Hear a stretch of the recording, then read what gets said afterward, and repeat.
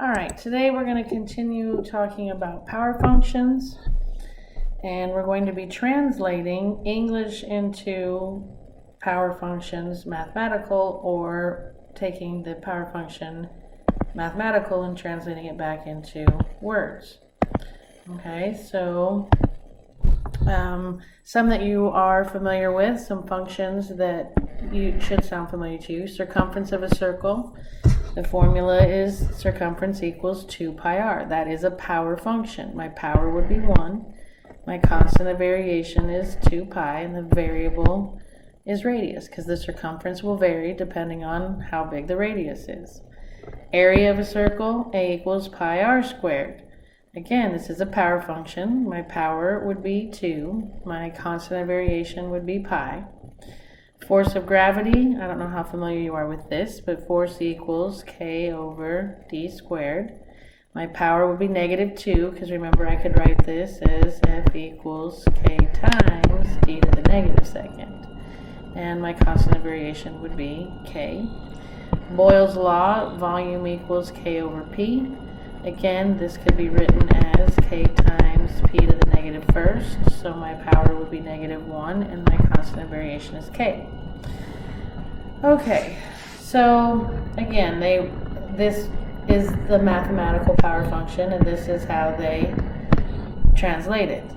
Okay, I just talked about how it was a power, and this isn't the only way to say it in words, but the way they translated it using the language of variation and proportion is that the circumference of a circle varies directly. The reason I can say it varies directly is because the circumference and the radius, are both in the numerators of a fraction. So it varies directly as its radius. You don't have to mention the constant, not when you're translating. Okay, so for the area of a circle, the way they translated it using variation and proportion language, the area of a circle, or the area enclosed by a circle, is directly proportional. Again, it's directly because A and R are both in numerators. Okay, the force of gravity says the force of gravity acting on an object, you don't have to put all of that, is inversely, you don't say how it's related to k. K is some constant. Remember, that's going to be a number. You're wanting to know how the two variables are related. Well, since f is on top of the fraction in the numerator and d is on the bottom of his fraction in the denominator, they are inversely proportional. Okay, so we say the force of gravity is inversely proportional to the square of the distance from the object to the center of the earth. Again, I wouldn't know all of that stuff, but I could say that the force of gravity is inversely proportional to the square of the distance. Okay, that would be plenty. Boyle's law states that the volume of an enclosed gas at a constant temperature varies inversely as the implied pressure. Again, so volume has to be on top of his fraction, but the pressure has to be on the bottom of his to vary inversely. Okay? Again, power functions with positive powers are direct, with negative powers are inverse. Okay, so part of your homework is going to write the statement as a power function equation. Use k for the constant of variation if one is not given. Okay, so it says the volume V of a circular cylinder with fixed height is proportional to the square of its radius r. So proportional means that these two letters have to be in the same position on both sides of their equal sign. So unless it says inversely, you don't need fractions. So it says that V varies proportional to the square of its radius. So I have to put r squared on this side. Now, my constant of variation is whatever is fixed, that's not moving. So we can use k, because it says use k if one's not given, but they're hinting at that constant is going to be a height, so you could also use h. But again, it wouldn't be marked wrong if you used k. Alright, Charles's law states that the volume of an enclosed ideal gas at a constant pressure varies directly as the absolute temperature T. So again, we're comparing these two variables. So because it's direct, they're both going to be on top. Okay. okay? And then it says my constant of variation is a pressure, so we could use the letter P. You could also use, again, K. Okay, the last one is about speed. It says the speed P of a free-falling object that has been dropped from rest varies as the square root of the distance traveled d, with a constant of variation K equals the square root of 2g's. Okay, so what I'm getting out of this is they're comparing speed to distance, and that is, they said it just varies. It didn't say varies inversely, so if they don't specify, they mean direct. So it varies as the square root of the distance traveled d. So I gotta put P on this side, and it varies with the distance traveled d, but not just d, it's the square root of that. So square root of d has to be on the top of its fraction. And then they give me normally I would just stick my constant of variation there, but here they're actually giving me a value for it, which is the square root of 2g. So if I replace k with the square root of 2g times the square root of d, I can simplify that mess into the square root of 2gd or dg, I don't know what, and probably you want here, I want first. Okay? Alright, so now you give this one a try. Push pause.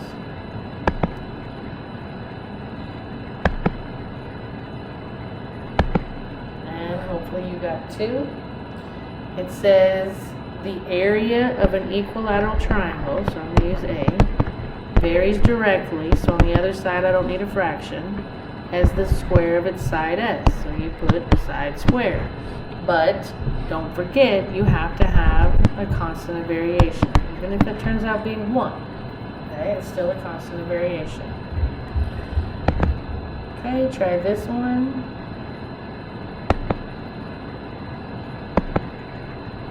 Hopefully you got 3. If you didn't, let's look at why.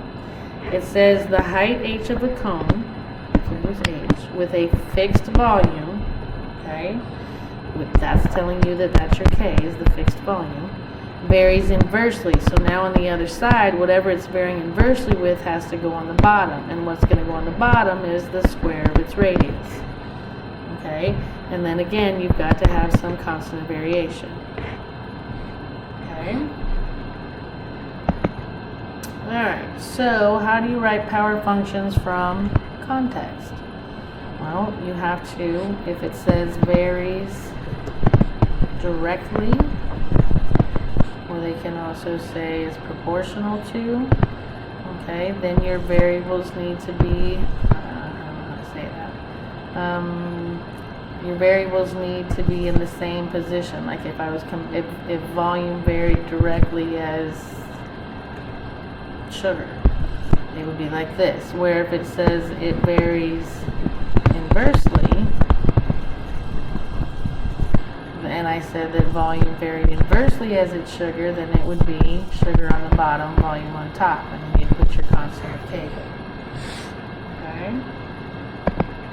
Alright, so now we're going to go backwards. They're going to give us a sentence, and a math equation, and we're going to put it in words using the language of variation.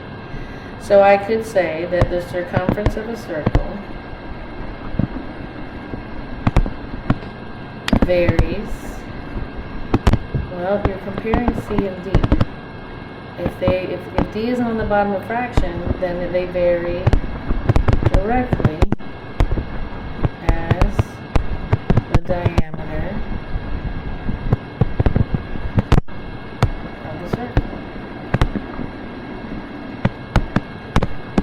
And you could get very elaborate on the constant of variation being pi. You could say where k equals pi. You could get very much more definition of circumference and diameter using that language. I'm just trying to keep it short and sweet. The gist is, can you tell me when to write varies directly compared to when to write varies inversely? Like in this next one, it says d equals p squared over 2g. where D is the distance traveled by a free-falling object dropped from rest, P is the speed of the object, and G is the constant acceleration due to gravity. Oh, so they was trying to be tricky. I see a fraction, so my first instinct was it was going to be inverse. However, they're not comparing, or they're not talking about D and G.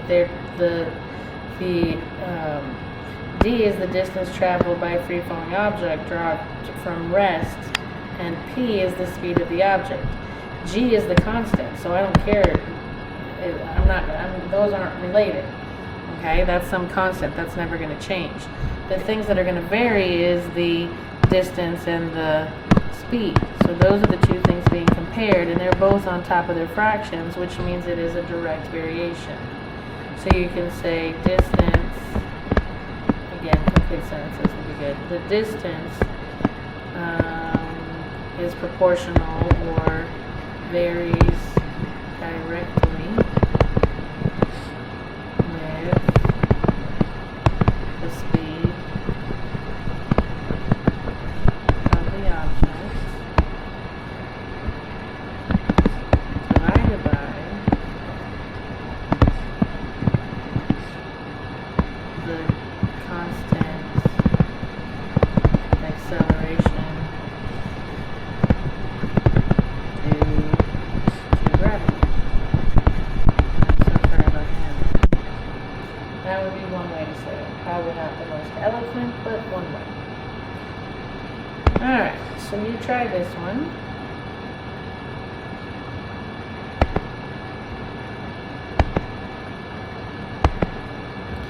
And hopefully you got 2. Okay, you have area equals basically base times height, right?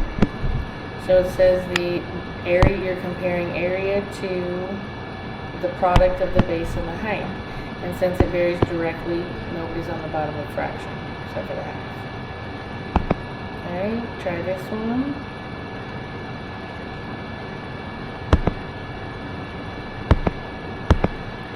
And hopefully you got that rate is directly proportional to the distance and inversely proportional to the time. Reason being, these two are both on top, these two are in opposite positions. And your constant of variation is not included in this, which wasn't very cool of them. Okay, but all three of those will vary. Your rate will change if your distance changes, if your time changes. Alright, so basically same thing.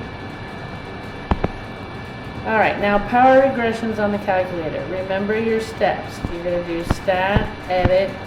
Your x coordinates go under L1, your y coordinates go under L2.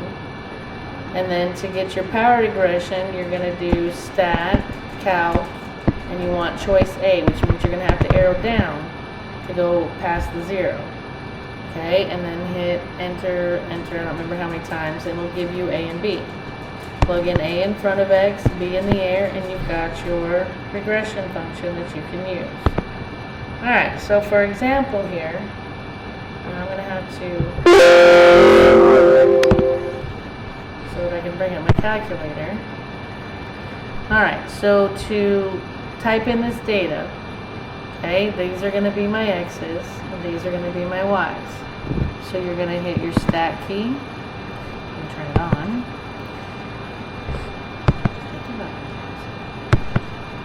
Okay, you're going to hit your stat key, and you want to edit.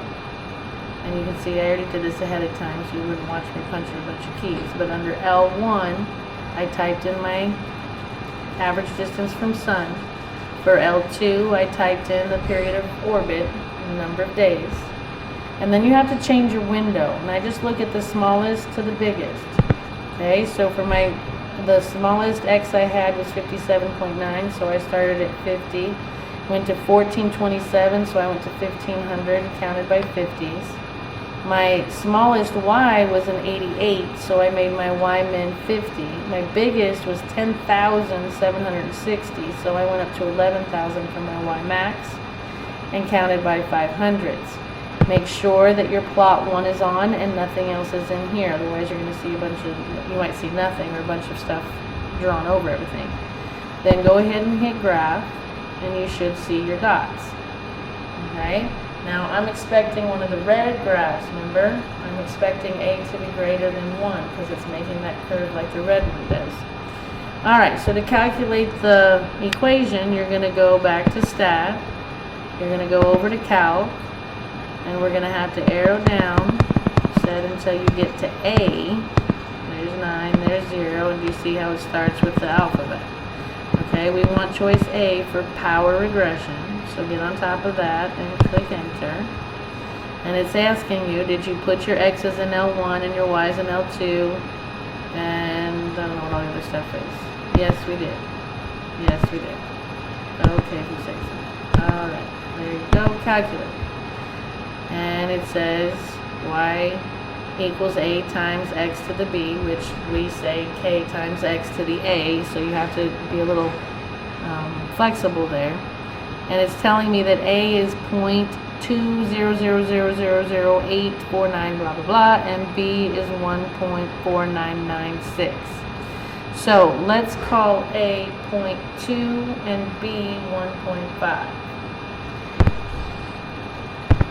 So if I call A 0.2 and B 1.5, my power function is Y equals, except for remember, we call our A K and our B is our A. So we have Y equals 0.2x to the 1.5 power. Okay? So now it says use the data to obtain a power function, did that. And then it says use the model to predict the orbital period for Neptune, which is 4,497 GM from the Sun on average. So what are they giving me? They're giving me an average distance from the Sun, which is an X. So they're telling me to change X to 4497 to the 1.5. So now when I type this in on my calculator, be careful when you type. If you type it exactly, 0.2 parentheses 4497 parentheses caret 1.5, then the calculator will know its order of operations, and I get 60,313.47, which means it would take 60,000 days, excuse me, 60,000 days would be the orbital period for Neptune. Interesting. Here we go. Alright, so see if you can type this one in and get the correct power function. And I'm actually going to hit pause as well to type it in.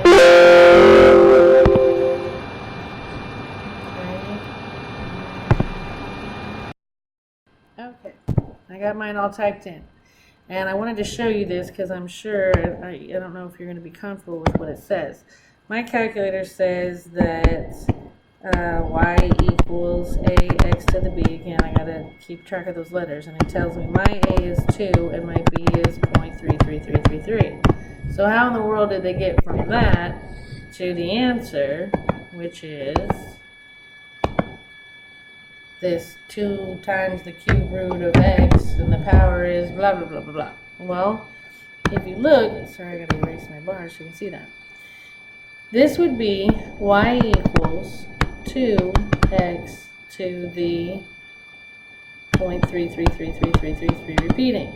Well, if I rewrite 0.33333 repeating, that would be 2x to the 1/3.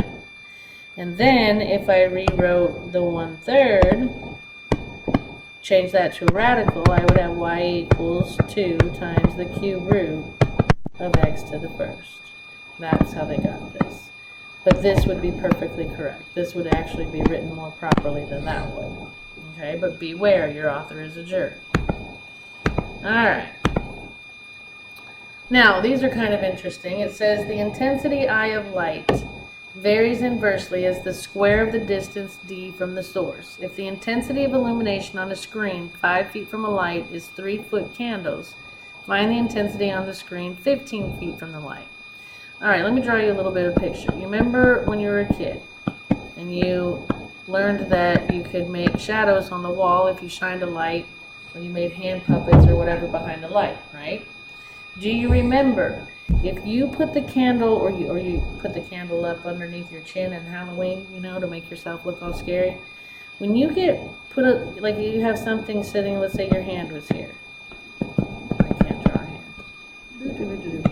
Okay, if you had the light really, really close to you, let's say this far apart, okay, right here, or let's say it was really close, what's your shadow going to look like? Is it going to be really big, or does it look really small? It looks really big if you remember right. If I back this light away, is that shadow going to get bigger or smaller? Again, if you don't remember, as you back the light away, the shadow gets smaller and smaller. Okay? So what this is saying is, whatever, they've got this screen there, and they're shining, they've got a light 5 feet away. Okay? And it's shining on this little candle here, which I don't know how tall it really is, but the light is shining on it, and the illumination makes it seem 3 feet tall. Are you with me? Okay, now they're going to move the screen 15 feet from the light, or they're going to move the light back 15 feet. So let's just think what I expect to happen. Do I expect that illuminated candle on the screen to look bigger or smaller? If I'm backing away, now I'm 15 feet away from the screen, I expect that shadow to look much smaller. Okay, so that's what I'm expecting. Now the problem is, you know that constant of variation we're always talking about? They don't tell me what it is here, and that's going to play into effect on what the size is going to be. So the reason they're giving me 2 sets of information is to find that constant of variation k. So first of all, I got to make a power regression, or a power function, and it says the intensity I of light varies inversely. So the other side is going to be a fraction, and it varies inversely as the square of the distance d. So I'm going to put d squared on the bottom. And then there's going to be some sort of constant of variation. The first set of information they give me, I'm going to use to figure out what k is. They're telling me that my distance away from the screen is 5 feet, and the illuminated, what I end up seeing on the screen, the illumination is a 3-foot candle. So if I plug those in, I have 3 equals k over 5 squared, which now I'm going to solve it for k, because that's what I need, the constant of variation, to figure out what's going to happen when I move it 15 feet away. So I have 3 equals k over 25. To get k alone, I'm going to multiply both sides by 25, and I get k equals 75. So my formula for this set of data is I equals 75 over d squared. There's my power function for this situation. Okay, now I want to figure out, now that I know the constant of variation, so I know how to figure out, given different sets of data, they're going to change the distance on me. They want me to figure out the illumination. Now I already know k. When they change the distance from 5 to 15. So they're telling me to change d to 15. That would give me I equals 75 over 225. And if you type that in and hit math enter, you get 0.33333, which is a third. So when I pull the light back to 15 feet, it doesn't look 3 feet tall. Now it only looks half the size. Okay. All right. You're going to try one on volume. Again, they're giving you information to use to figure out the constant of variation, to write your power function. Once you write your power function, then you plug these numbers in to answer the question. So hit pause and give that a shot. All right, and the answer is 4. If you didn't get 4, let me back that up so we have room. All right, it says, first of all, we got to translate. It says the volume of a given mass of gas varies directly as the temperature T. Ooh, and inversely as the pressure P. And then I'm going to have some constant of variation in front. Now, that can still be written as KT over P, because this would be like K over 1, top times top, bottom times bottom. Okay, so there's my power function. Alright? Now they're going to give me some information. The first time around, it's telling me everything but K, which is what I need so that I can figure out what the constant is so that I can use it to answer the question. So the first time around, they tell me my volume is 312, my temperature is 260, and my pressure is 10 pounds per inch squared. So if I plug that information in, I have 312 equals K times 260 over 10. Do the math. 260 divided by 10 would be 26. So that's 312 equals 26K. Divide by 26, and I get K equals 12. Okay, so now again, I know my power. Now I can really write my power function because I know what the constant variation is. It's going to be 12T, well 12 is my constant variation. So there's my formula that I'm going to use to answer this question now. And now it's telling me find the volume when the temperature is 400 and the pressure is still 10 pounds per inch squared. So now if I plug that information in, I don't know volume equals 12 times 400 all over 10. Do the math. I can get volume equals 12 times 40, which would be 480, and volume is, what do we get? Inches cubed. Okay. Alrighty. And again, same thing. So we are at homework. Happy homework. And I will see you next time.